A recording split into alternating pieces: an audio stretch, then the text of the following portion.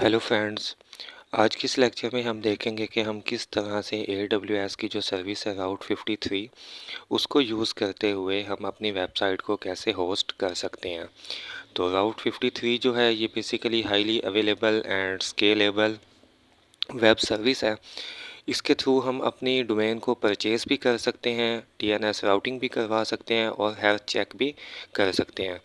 तो आज की लैब में मैं जो डोमेन नेम यूज़ करूँगा वो मैंने GoDaddy के थ्रू पहले से परचेज़ की हुई है, तो cloudtech.with.shehzad.online के नाम से। तो अगर आप चाहें तो आप इसके थ्रू भी राउट 53 की सर्विस को यूज़ करके भी आप परचेज़ कर सकते हैं डोमेन। तो सबसे पहले स्टार्ट करते हैं। यहाँ मेन जो है मैं टैब में सबसे पहले एक EC2 इंस्टेंस क्रिएट करूँगा। तो यहाँ EC2 पे क्लिक करेंगे। यहाँ इंस्टांसेस पे क्लिक करेंगे। तो मेरे पास इस टाइम जो रनिंग इंस्टांस है वो कोई भी नहीं है। ये मेरी जो 3 इंस्टांस हैं ये आप देख सकते हैं कि इनका स्टेटस जो है वो टर्मिनेटेड है। तो मैं यहाँ से लॉन्च इंस्टांस पे क्लिक करके सबसे पहले एक न्यू इंस्टांस क्रिएट करूँगा। यहाँ मैं अपनी इंस्टांस को नेम दूँगा।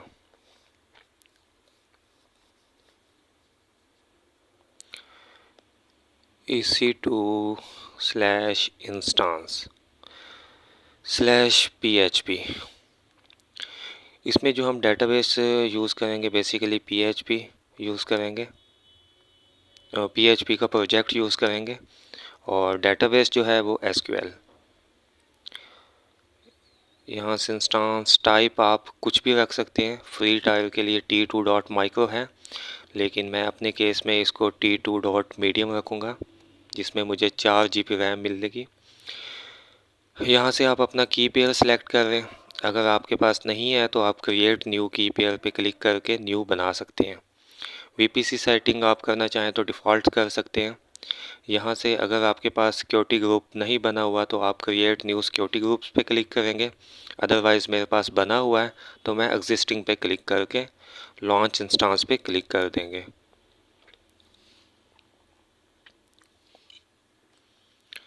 मेरी जो इंस्टांस है आप देख सकते हैं कि सक्सेसफुली इनिशिएटेड हो चुकी है। ये बेसिकली कुछ टाइम लेगी।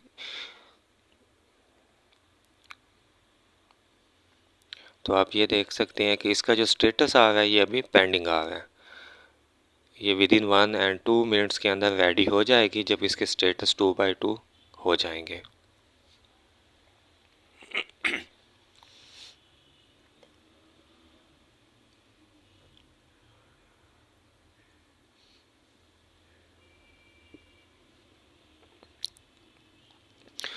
तब तक मैंने यहाँ से एक phpgurukul.com की वेबसाइट से एक प्रोजेक्ट को डाउनलोड करूँगा। तो वो बेसिकली प्रोजेक्ट जो है वो PHP पे डेवलप हुआ हुआ है। उसकी जो डेटाबेस उसके साथ अटैच है वो MySQL अटैच है। तो इस वेबसाइट पे जब आप आएंगे तो आपको फ्री प्रोजेक्ट्स भी मिल जाएंगे और इसके साथ साथ आपको पेड प्रोजेक्ट्स भी लिस्ट नज़र आ जाएगी। तो ये देखें यहाँ पे नंबर ऑफ़ प्रोजेक्ट्स हैं। तो एक साइड पे फ्री प्रोजेक्ट्स हैं और दूसरी साइड पे आप देख सकते हैं कि पेड प्रोजेक्ट की लिस्ट है, जिसके साथ उनकी अमाउंट भी मेंशन की हुई है। तो हम फ़िलहाल फ्री प्रोजेक्ट्स में आएंगे। तो यहाँ से जो मैं सिलेक्ट करूँगा स्टूडेंट रिकॉर्ड सिस्टम का एक प्रोजेक्ट को डाउनलोड करूँगा, जिसको हम होस्ट कर सकेंगे अपनी वेबसाइट पे। तो ये देख लें कि उसकी रिक्वायरमेंट्स क्या हैं। ये एडमिन मॉड्यूल के उसके अंदर कौन कौन से मॉड्यूल्स बने हुए हैं। ये एडमिन का लॉगिन पैनल, ये पूरी उन्होंने वेबसाइट को डिस्प्ले किया हुआ है। एडमिन डैशबोर्ड, कि आपको डैशबोर्ड किस तरह नज़र आएगा। Add subjects, register students. तो इस तरीके उन्होंने पूरी वेबसाइट को यहाँ आपको डिस्प्ले किया हुआ है। देन आपको बताया गया है कि how to run the students record system project using PHP and MySQL। तो उन्होंने बताया हुआ है कि इसमें डेटाबेस हमने कौन से किस नाम से ली हुई है और यहाँ आपको क्रेडेंशियल भी दी हुई है कि यूज़र नेम क्या है और पासवर्ड क्या है। तो यहाँ आप डाउनलोड नाउ पे क्लिक करके प्रोजेक्ट को डाउनलोड कर सकते हैं।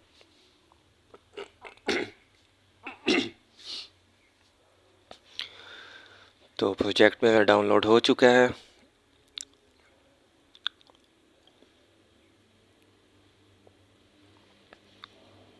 तो ये देखें स्टूडेंट रिकॉर्ड, इसमें MySQL की एक फ़ाइल है जिसके अंदर डेटाबेस है जिसका नाम है स्टूडेंट रिकॉर्ड DB, और साथ आपका स्टूडेंट रिकॉर्ड MS। इसमें टोटल आपके जो प्रोजेक्ट है उसकी फ़ाइल्स हैं।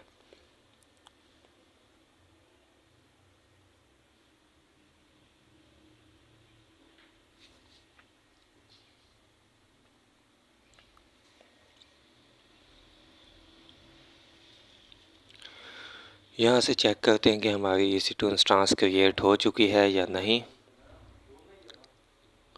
तो अभी भी देखें स्टेटस चेक जो है वो इनिशियलाइजिंग हो रहा है, तो विद इन 1 मिनट्स ये रेडी हो जाएगी। तो अब मैं आ जाता हूँ GoDaddy के ऊपर।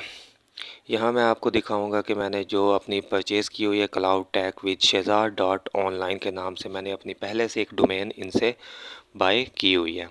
तो मैं इसी डोमेन को यूज़ करूँगा। अगर आपके पास डोमेन नहीं है तो आप GoDaddy के थ्रू भी परचेज़ कर सकते हैं। अदरवाइज़ जो AWS की सर्विस है राउट 53, आप उसके थ्रू भी वेब डोमेन परचेज़ कर सकते हैं।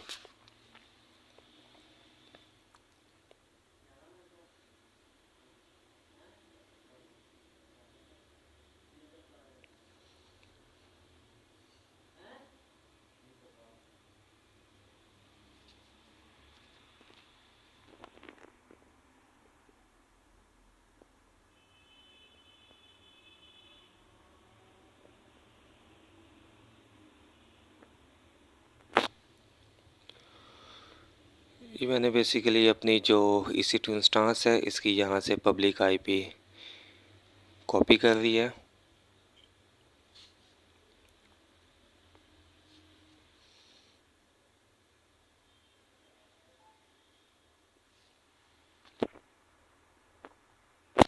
मेरी जो इंस्टेंस स्टेट है वो रनिंग है और अभी भी इनिशियलाइजिंग हो रही है।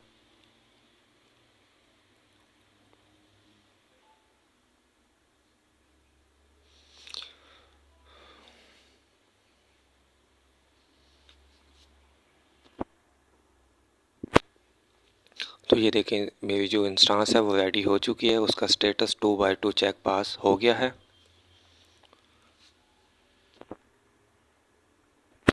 और यहाँ उसको पब्लिक IP सेम जो दी हुई है आप यहाँ देख सकते हैं, लेकिन इस टाइम इसके पास कोई इलास्टिक IP नहीं है। तो पब्लिक IP का ये इशू है, जब आप अपनी इंस्टेंस को रिबूट करेंगे या स्टॉप करके स्टार्ट करेंगे तो जब दोबारा आप करेंगे तो वो देखेंगे कि जो आपकी पब्लिक IP है वो चेंज हो गई है। तो इस केस में हमें एक स्टैटिक IP चाहिए जो चेंज ना हो।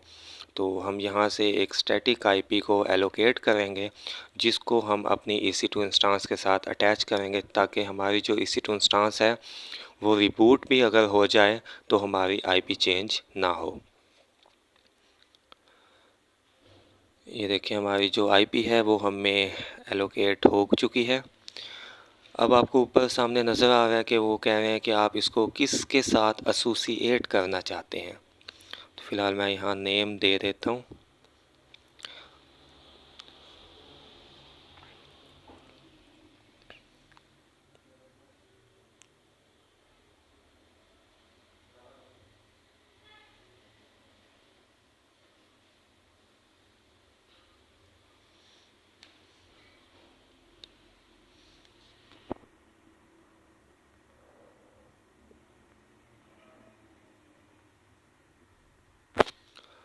तो ये मैंने नाम इसको दे दिया PHP इंस्टेंस।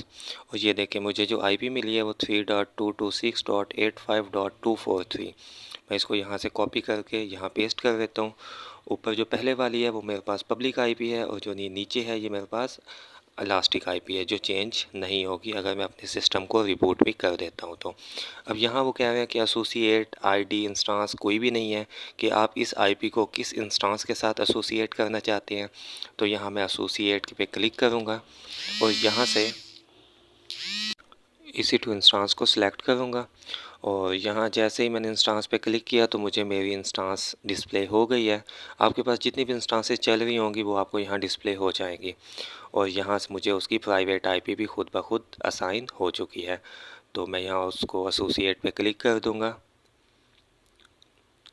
और जो मेरी इसके देखें, आप चेक करें यहाँ जो एसोसिएट था, पहले इस EC2 इंस्टेंस आईडी के साथ कोई आईपी एसोसिएटेड नहीं थी। तो अब हमने वो जो इलास्टिक आईपी थी वो इस EC2 इंस्टेंस के आईडी के साथ एसोसिएट कर दी है। अब आप इंस्टेंस पे जाके आप चेक करें कि वहाँ पर भी आपको जो ये देखें, अब अभी तक जो हमारी आईडी है सेम आईडी है जो हमें वहाँ एसोसिएट की थी।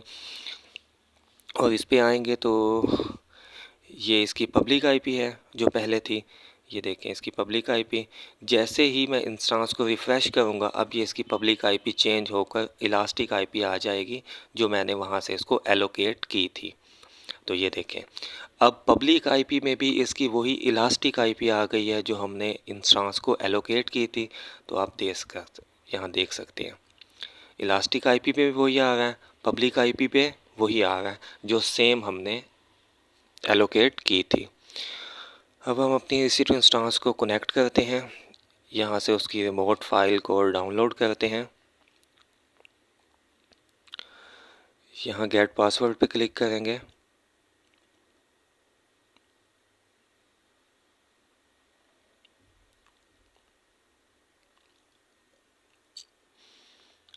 यहाँ पे अपलोड की फ़ाइल अपलोड करेंगे जो हमने डाउनलोड की थी। मेरे केस में माई फर्स्ट की पेयर था और नीचे डिक्रिप्ट पासवर्ड पे क्लिक करेंगे और ये देखें पासवर्ड हमें आ गए। यहाँ से हम पासवर्ड को कॉपी करके नोटपैड पे पेस्ट कर देंगे।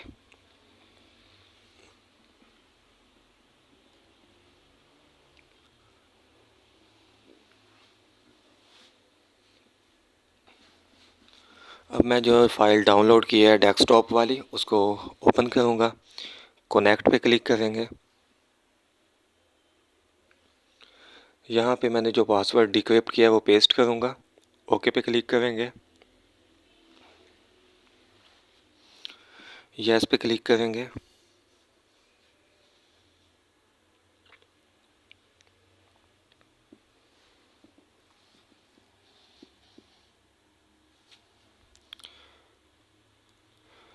ये देखिए हमने अपनी EC2 इंस्टेंस के अंदर आ गए हैं, एक्सेस कर लिया हमने।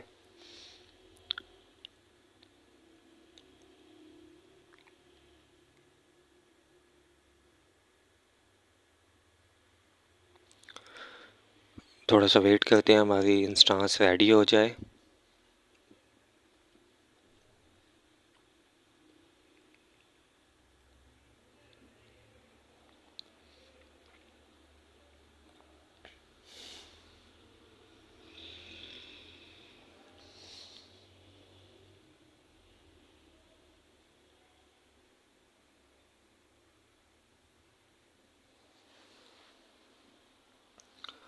तो ये देखें हमें EC2 इंस्टेंस को हमने एक्सेस कर लिया है।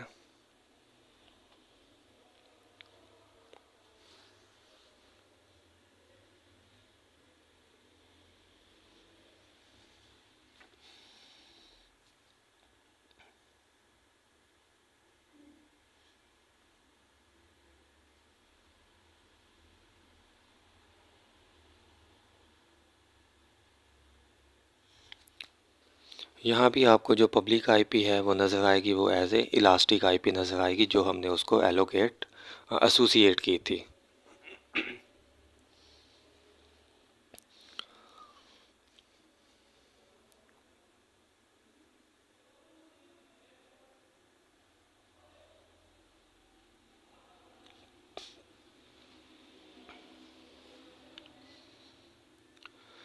यहाँ से मैं अपना इंटरनेट एक्सप्लोरर जो है उसकी सेटिंग करूँगा।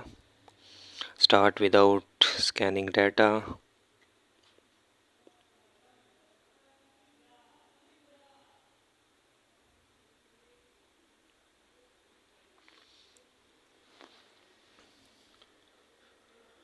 क्योंकि यहाँ इसको यूज़ करने के लिए मैं जो अपनी डेटाबेस है उसके लिए जैम्प को मैंने डाउनलोड करना है। तो यहाँ पे मैं जैम्प को डाउनलोड करूँगा ताकि मेरी जो डेटाबेस है वो उसको इंपोर्ट कर सकूँ।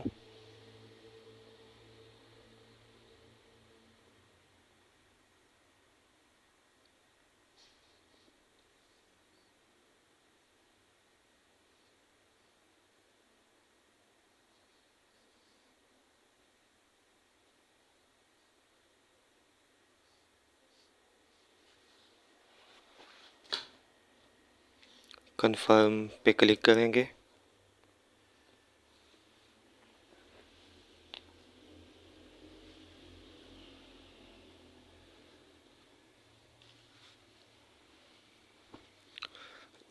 नेक्स्ट पे क्लिक करेंगे।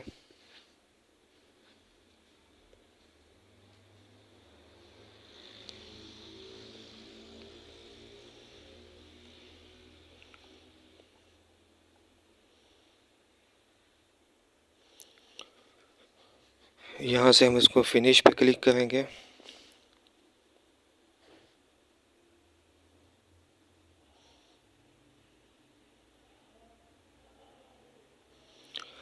मेरा जो सिस्टम है बहुत स्टक हो चुका है जब मैंने इसको एक्सेस किया है।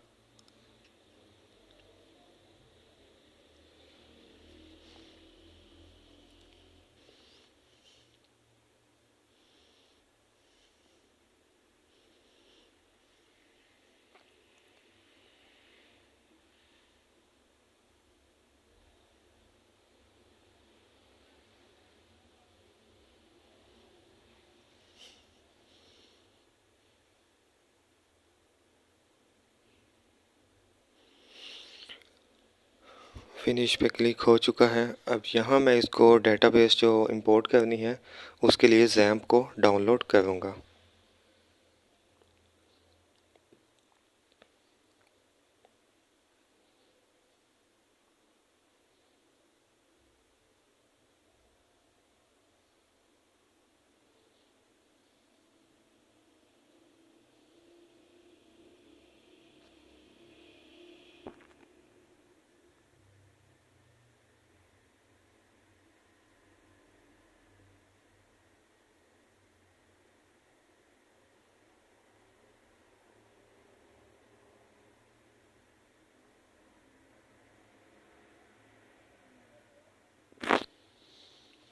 जब आप इस इंस्टेंस के अंदर एक्सेस करते हैं तो मे बी 1-2 मिनट्स के लिए बहुत स्लो हो जाए एंड देन बिल्कुल सही वर्क करना स्टार्ट हो जाता है।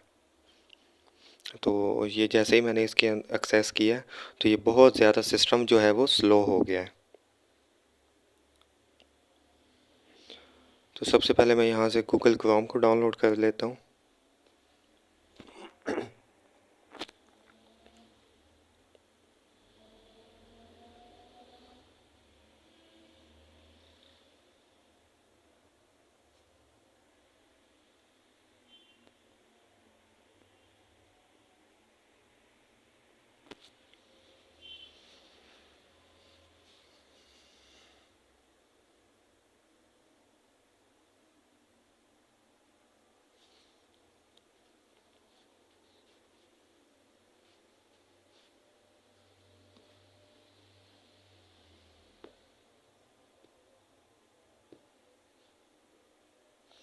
यहाँ डाउनलोड क्रोम पे क्लिक करेंगे।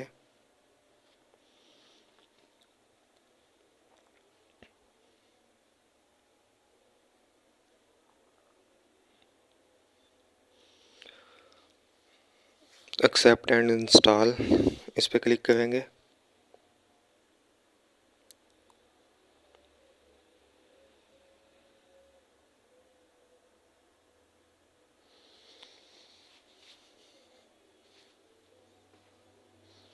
मेरा जो क्रोम का सेटअप है वो डाउनलोड होना स्टार्ट हो चुका है एंड कंप्लीट हो गया। मैं इसको ओपन करूँगा क्योंकि क्रोम जो है थोड़ा सा वर्क फास्ट करता है तो इसलिए मैंने इसको डाउनलोड किया।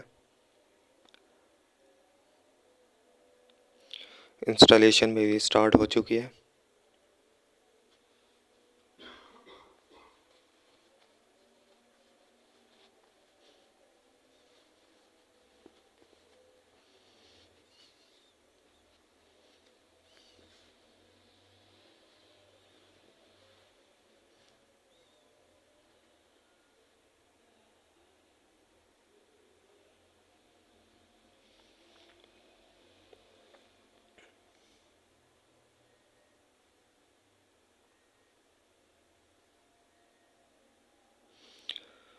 तो यहाँ से अगर आपने साइन इन करना हो तो आप जिस अकाउंट से करना चाहें तो कर सकते हैं, लेकिन मैं फ़िलहाल डोंट साइन इन करूँगा।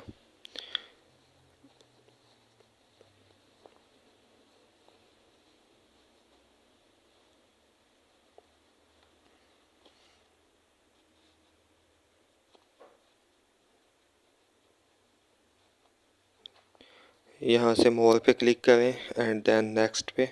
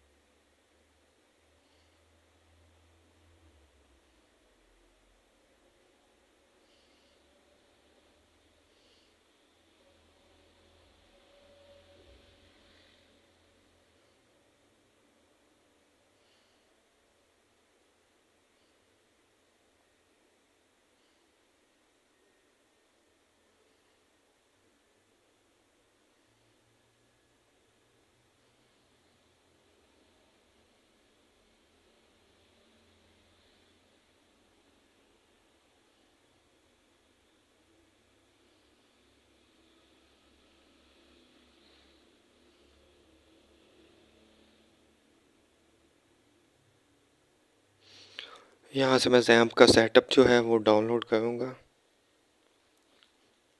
तो आपके पास फर्स्ट लिंक ही आ जाएगा डाउनलोड ज़ैम्प, आप इस पर क्लिक करेंगे।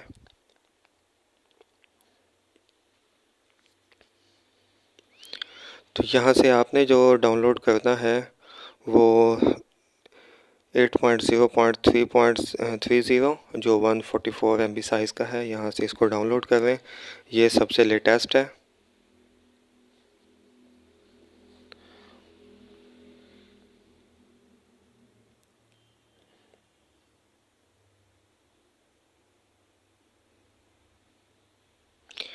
मेरा जो सेटअप है वो डाउनलोड होना स्टार्ट हो गया है।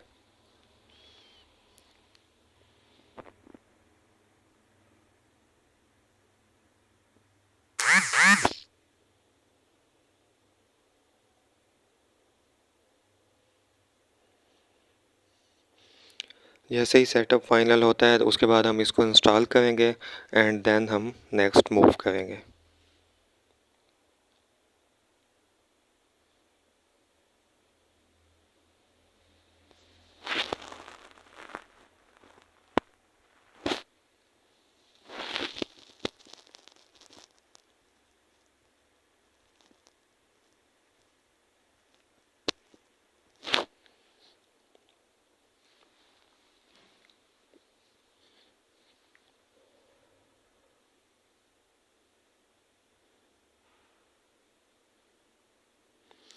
हमारा जो सेटअप है वो डाउनलोड हो चुका है। देन हम इसको अब इंस्टॉल करते हैं।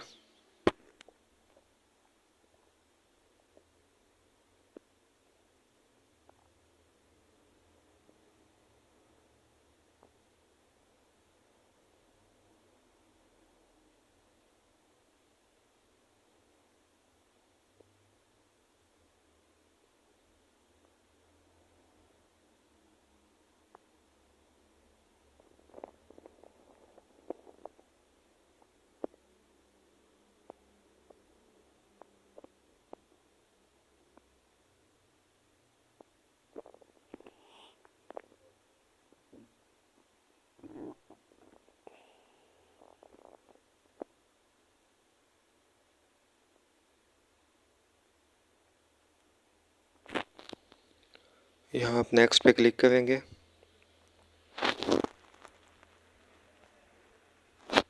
अगेन नेक्स्ट पे क्लिक करेंगे। यहाँ से आपने XAMPP को जिस लोकेशन में इंस्टॉल करना हो वो सिलेक्ट करेंगे।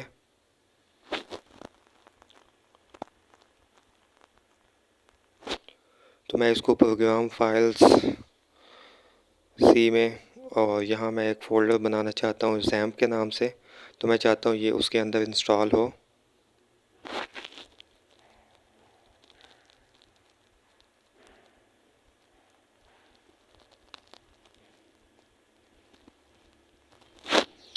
देन नेक्स्ट पे क्लिक कर देंगे।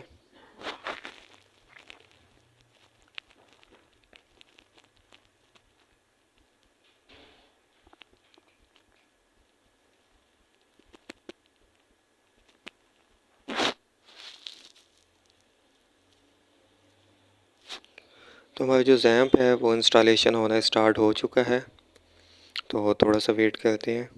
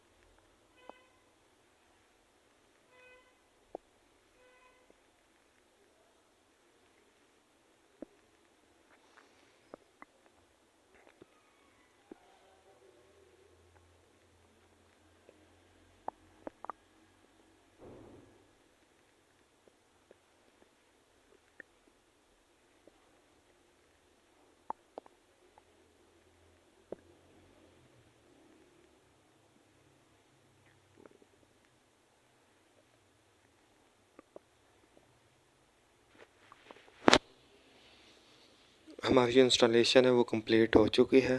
फिनिश पे क्लिक करेंगे।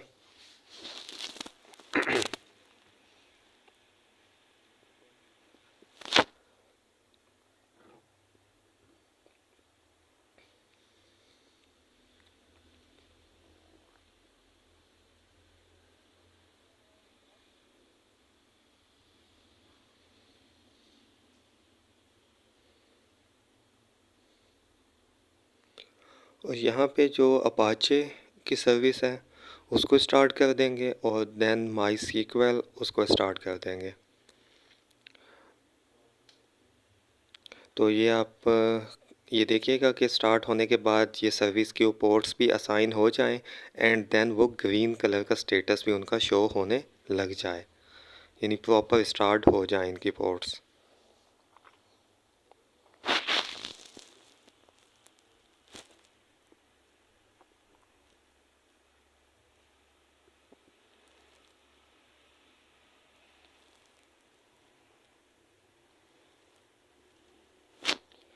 अब यहाँ आप इसको चेक कर सकते हैं कि हमारा लोकल होस्ट के थ्रू जैम्प एक्सेस हो रहा है या नहीं।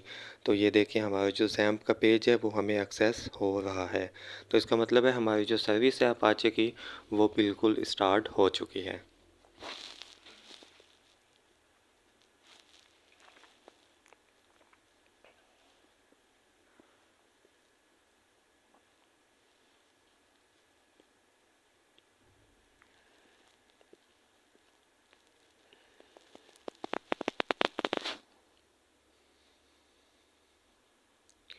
ये देखें यहाँ आपने फ़र्स्ट ऑफ़ ऑल अपने प्रोजेक्ट को डाउनलोड करना है। देन जो आपकी फ़ोल्डर डाउनलोड होगा उसको अनज़िप कर लें एंड देन आपने उसकी लोकेशन पर जाना है वॉर www.html एंड देन वहाँ ओपन करने हैं लोकल होस्ट स्लैश php माई एडमिन। तो यहाँ आपको टोटल कॉन्फ़िगरेशन बताई गई है कि आपने किस तरीके ओपन करना है। तो अब आपने जैम्प को सबसे पहले इंस्टॉल किया है। अब आप जैम्प की लोकेशन में जाएँ।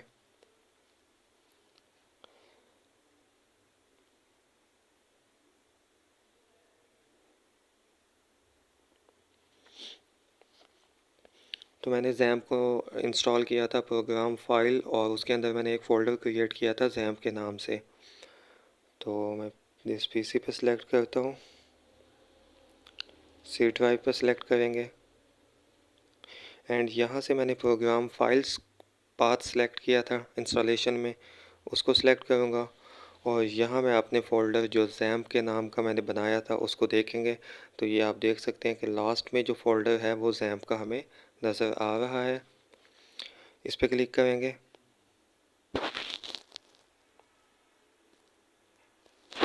उसके बाद htdocs में जाएंगे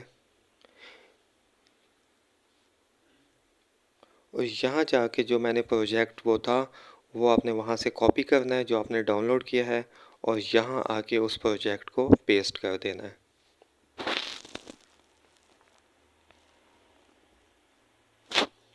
जो हमने स्टूडेंट रिकॉर्ड मैनेजमेंट का प्रोजेक्ट डाउनलोड किया था उसको आपने अपनी लोकेशन से कॉपी करके इस लोकेशन पे पेस्ट करना है।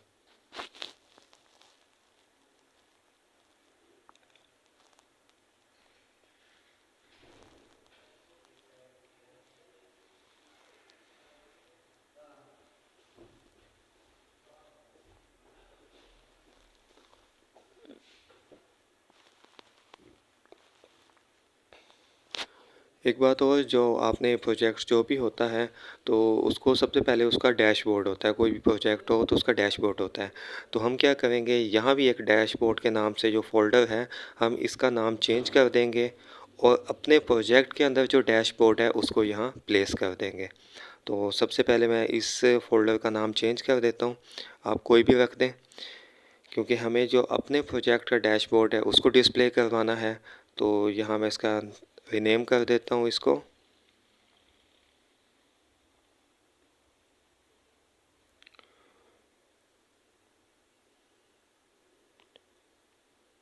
मैंने इसको 1 के नाम से रीनेम कर दिया है एंड देन आपका जो वो प्रोजेक्ट है आप उसको अनजिप कर दें।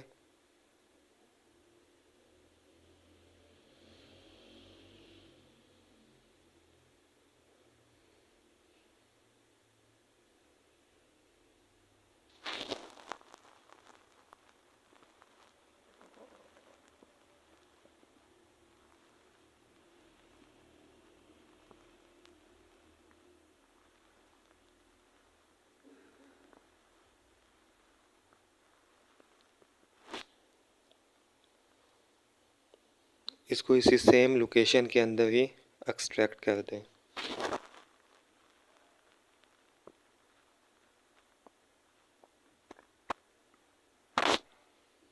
मैं इसको नाम दे देता हूँ डैशबोर्ड के नाम से।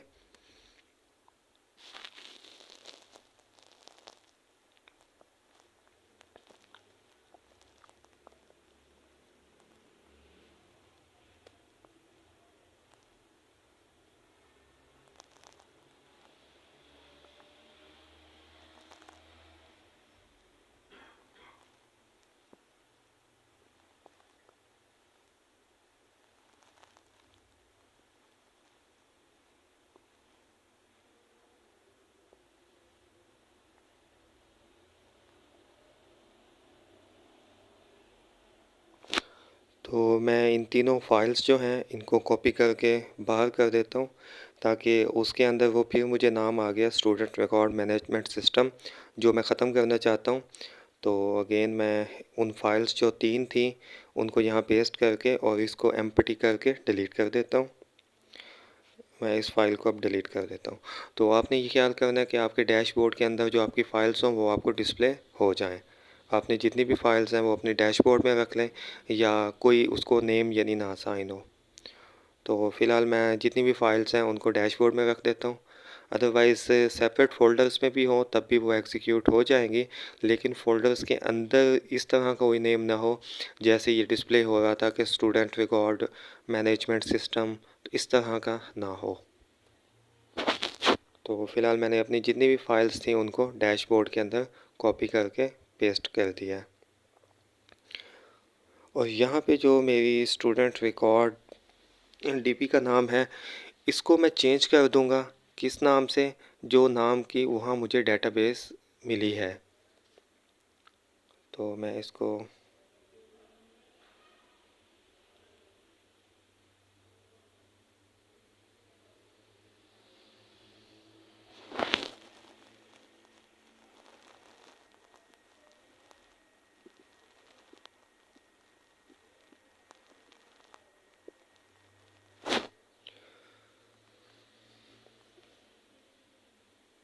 ये देखें, आपकी जो माई सीक्वल की सर्विस है उसको ऐड वन पे क्लिक कर दें और यहाँ से आप अपनी डेटाबेस को इंपोर्ट कर दें।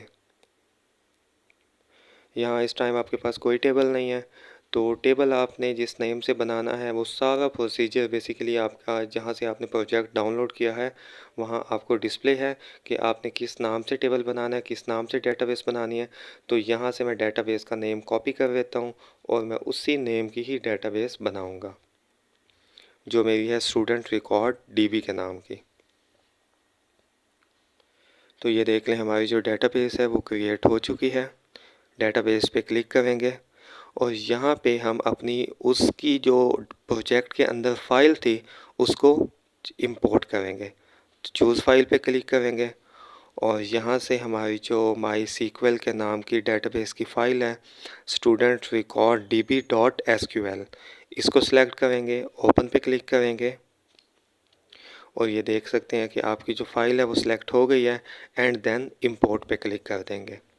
तो इसके अंदर जितनी भी टेबल्स बने हुए थे, जितनी भी फाइल्स थी, वो सारी यहाँ इंपोर्ट हो जाएंगी।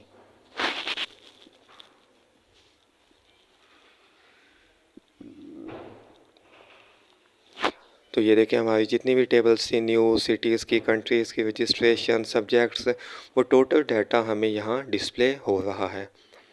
तो ये देखें, सब्जेक्ट्स पे क्लिक करें तो आपको यहाँ 4 सब्जेक्ट्स भी डिस्प्ले हो जाएंगे। अब आप अपने डैशबोर्ड को रिफ़्रेश करें या just local host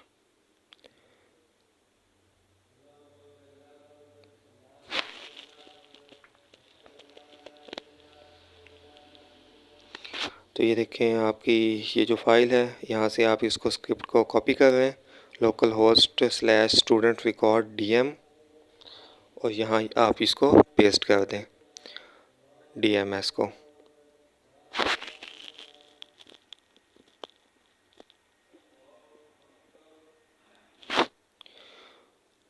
just a minute, I think local host local host slash dashboard. तो हमने जितनी भी अपनी फाइल्स थी वो हमने डैशबोर्ड में रखी हुई थी। तो लोकल होस्ट स्लैश डैशबोर्ड, और हमारे यहाँ से जैसे ही आप क्लिक करेंगे तो डैशबोर्ड के अंदर फ़र्स्ट ऑफ ऑल हमारा जो था वो लॉगिन पेज था। तो लॉगिन पेज हमें डिस्प्ले हो गया है। आप दोबारा से देख लें कि लोकल होस्ट आप लिखेंगे स्लैश डैशबोर्ड तो आपको आपका लॉगिन पेज डिस्प्ले हो जाएगा। अब आप यहाँ से उसकी जो क्रेडेंशियल थी कि यूज़र नेम जो है वो एडमन है और पासवर्ड जो है उसका test@12345 है, ये कॉपी कर लें।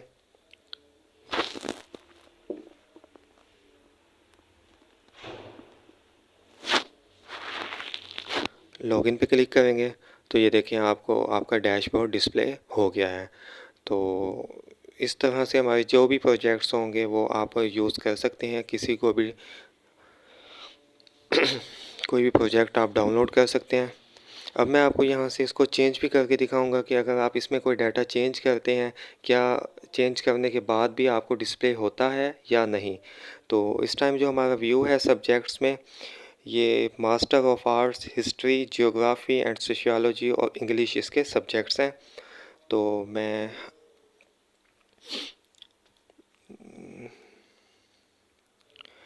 ऐड वन पे क्लिक करूँगा और यहाँ से अपने डेटाबेस को सिलेक्ट करूँगा और यहाँ से मैं सब्जेक्ट पे क्लिक करूँगा और यहाँ जाके मैं इसमें सब्जेक्ट में कोई चेंज करूँगा और देखते हैं कि वो चेंजिंग हमारी वेबसाइट पे डिस्प्ले होती भी है या नहीं। तो मास्टर ऑफ आर्ट्स सब्जेक्ट क्या है, हिस्ट्री, जियोग्राफी, सोशियोलॉजी और इंग्लिश। इसका आप वेबसाइट के थ्रू भी कर सकते हैं, इसके अंदर आके एडिट भी कर सकते हैं आप।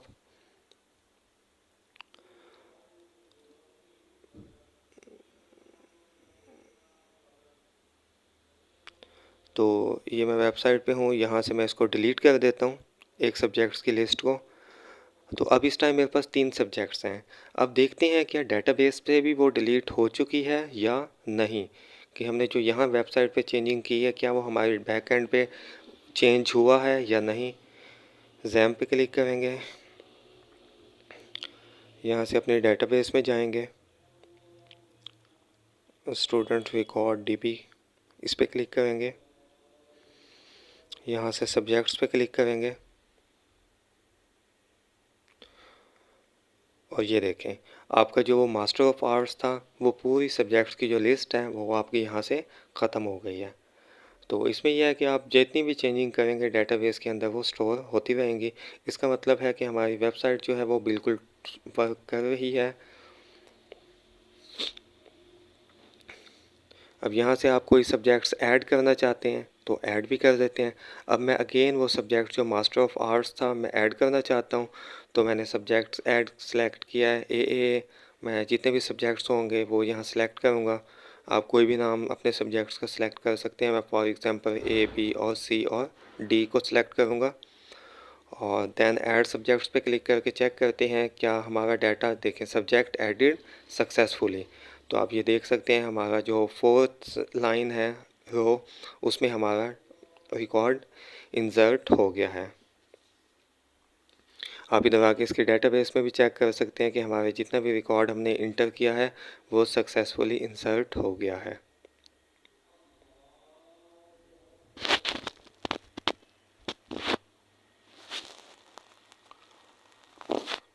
अब हम अपने जाते हैं राउट 53 पर, EC2 इंस्टेंस पे, और यहाँ से हम जाके चेक करते हैं कि अब हम इस इंस्टेंस को होस्ट करेंगे अपनी राउट 53 की सर्विस पे। अब देखें इस पब्लिक आईपी पे जब मैं क्लिक करता हूँ तो मुझे क्या डिस्प्ले होता है। इस टाइम मैं अपनी लोकल मशीन में हूँ।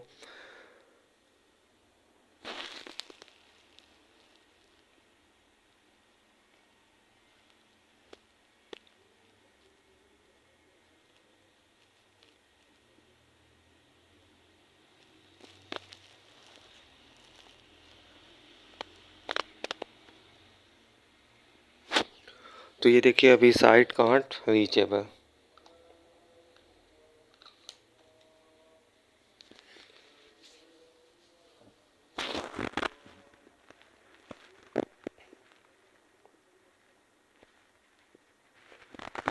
तो सम टाइम आपकी जो सिस्टम की फायरवॉल्स होती हैं वो भी ब्लॉक कर रही होती हैं। तो आप यहाँ से आपने जहाँ अपनी वेबसाइट्स और जैम्प को किया हुआ है वहाँ से इसकी फायरवॉल्स को जो है वो टर्न ऑफ कर दें एंड देन चेक करें कि आपको आपकी वेबसाइट डिस्प्ले होती है या नहीं।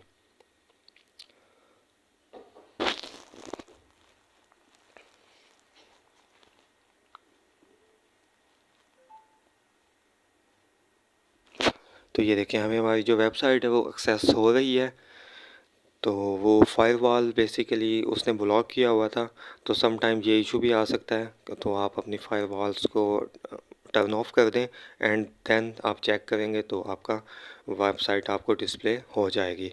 यहाँ पे आप एडमिन और उसकी पासवर्ड की जो क्रेडेंशियल्स हैं वो देंगे। तो ये देखें आपको आपकी वेबसाइट डिस्प्ले होना स्टार्ट हो चुकी है।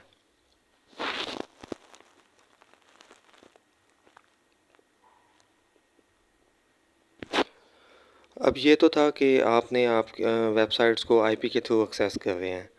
अब मेन जो पर्पज़ है हमारा वो राउट 53 की सर्विस को यूज़ करना है। अब हम इस आईपी के ऊपर अपनी डोमेन नेम को सेट करेंगे।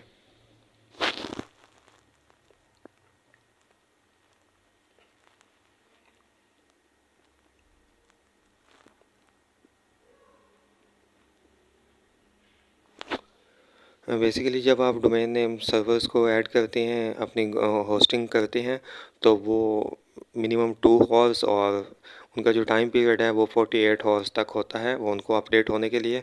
तो मे बी आपकी वेबसाइट जो है वो जब आप उसको होस्ट करेंगे तो उसी टाइम वो रनिंग स्टेट में ना आए। मे बी वो 2 हॉर्स 3 हॉर्स 8 हॉर्स 48 हॉर्स का टाइम है एंड देन वो आपको डिस्प्ले होना स्टार्ट हो जाएगी। अब हम आते हैं क्रिएट होस्टेड जोन पे क्लिक करेंगे क्योंकि हमने डीएनएस मैनेजमेंट करना है। डोमेन नेम उसके ऊपर सेट करनी है। यहाँ से मैंने आपको जो अपनी डोमेन बताई थी cloud tech with Shezar dot online. तो आप अपनी जो आपकी वेबसाइट डोमेन आपने परचेज़ की हुई है उसका नेम यहाँ आप मेंशन करेंगे and then create hosted zone. आप होस्टेड जोन पे क्लिक कर देंगे।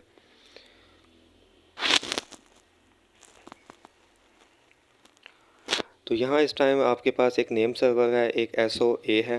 तो यहाँ आप देख सकते हैं कि आपके पास नेम सर्वर्स के अंदर जो है वो आपको डिस्प्ले हो रही हैं इनकी वैल्यूज़। यानी आपके पास 4 नेम सर्वर आपको डिस्प्ले हो रहे हैं और जो आपके रिकॉर्ड नेम में है वो आपको आपकी वेबसाइट भी डिस्प्ले हो रही है cloud tech with Shezar dot online. अब ये आपके पास जो यहाँ से अब आप रैकेट्स क्रिएट करेंगे। रैकेट्स में ये होता है कि आप अपनी जो डोमेन है उसकी सब डोमेन्स क्रिएट कर सकते हैं। तो मैं अपनी डोमेन को फ़िलहाल नेक्ड लेना चाहता हूँ। आप इसके साथ सब डोमेन में www भी लगा सकते हैं और example1 भी यूज़ कर सकते हैं। कुछ भी आप यूज़ कर सकते हैं।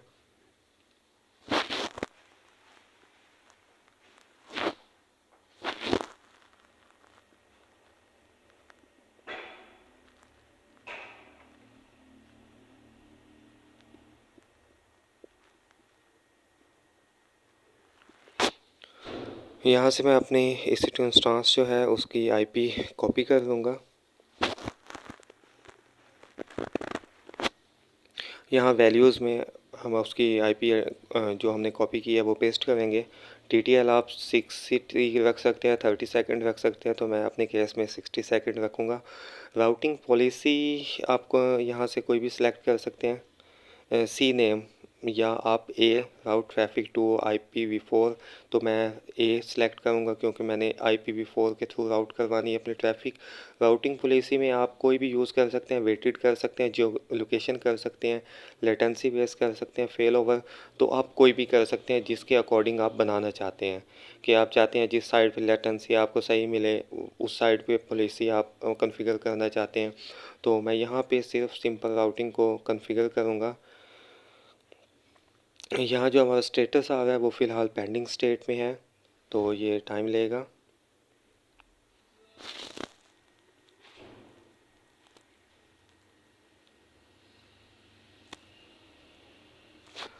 राउटिंग पॉलिसीज़ आप तब सेट कर सकते हैं जबकि आपके पास 2 या 2 से ज़्यादा सर्वर्स होते हैं। तो देन आप उनके लिए कर सकते हैं कि हमारी जो रिक्वेस्ट है वो किस लोकेशन से आ रही है। तो हम जियो इक्वेशन सेलेक्ट करेंगे, हमारी लेटेंसी में क्या डिफरेंस है तो लेटेंसी बेस सेलेक्ट करेंगे।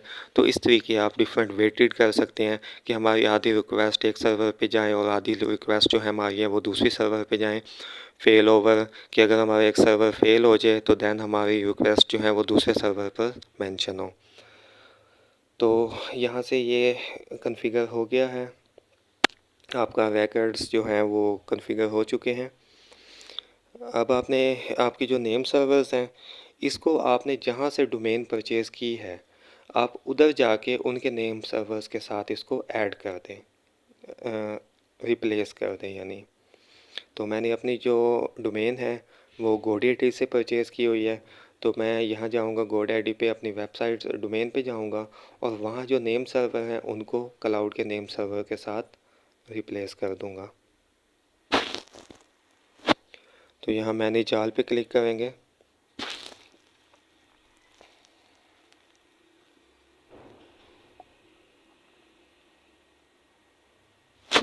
तो यहाँ मुझे आपको मेरी डोमेन नज़र आ रही होगी cloudtechwithshehzad.online, जो मैंने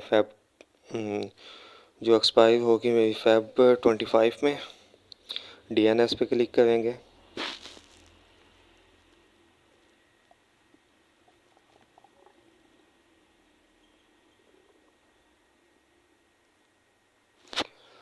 और यहाँ हम करेंगे कि चेंज नेम सर्वर, क्योंकि मैं किसी और के यूज़ कर रहा हूँ, क्लाउड के यूज़ कर रहा हूँ, तो मुझे यहाँ नेम सर्वर डिस्प्ले नहीं होंगे। तो ये चेंज नेम सर्वर पे क्लिक करेंगे हम।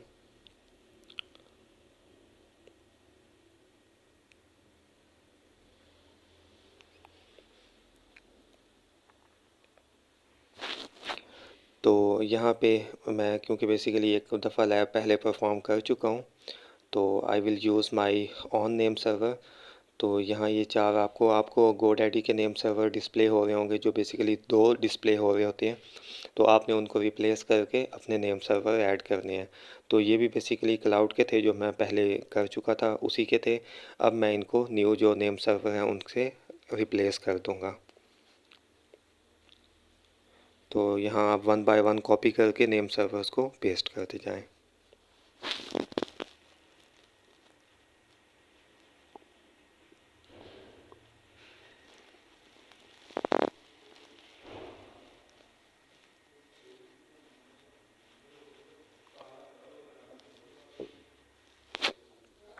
देन आप सेव पे क्लिक करेंगे और आपके जो नेम सर्वर्स हैं वो एडिट हो जाएंगे।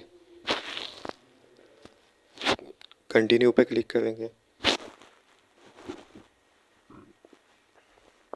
तो आपके जो नेम सर्वर हैं वो सक्सेसफुली अब रिप्लेस हो चुके हैं।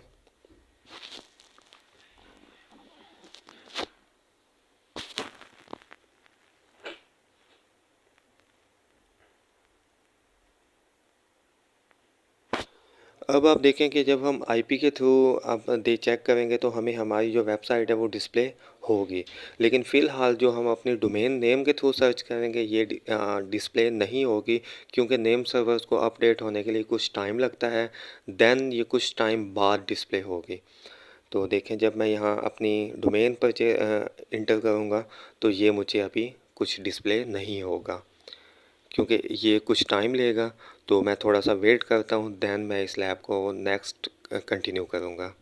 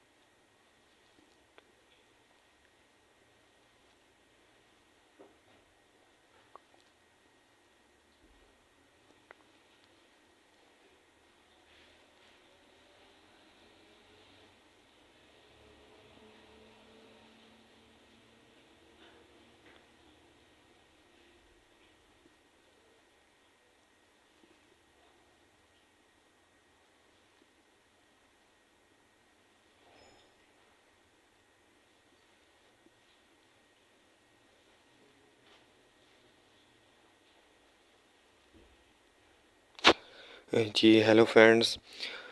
तो बेसिकली ये लैब मैंने रात को परफॉर्म की थी, मैंने रख दी थी। अब मैं दोबारा इसको आपको चेक करके देखते हैं कि हमारे नेम सर्वर जो हैं वो अपडेट हुए हैं या नहीं।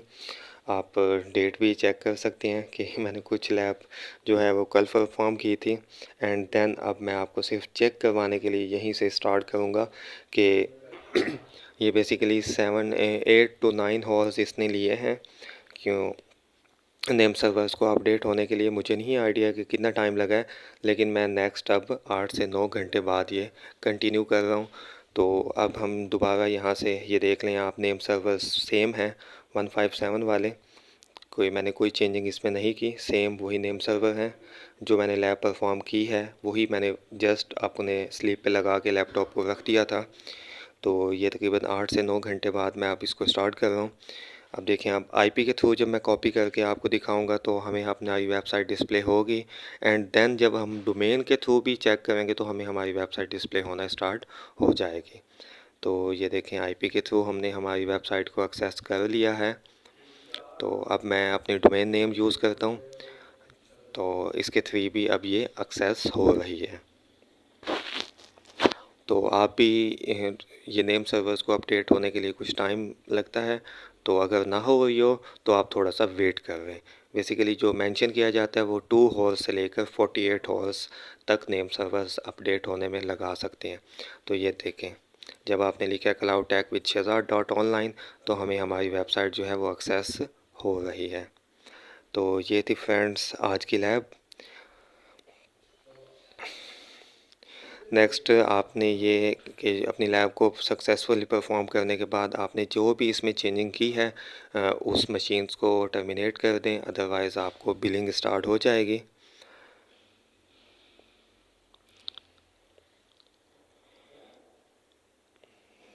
चलें ठीक है फ्रेंड्स, ये थी आज की लैब। अल्लाह हाफिज़।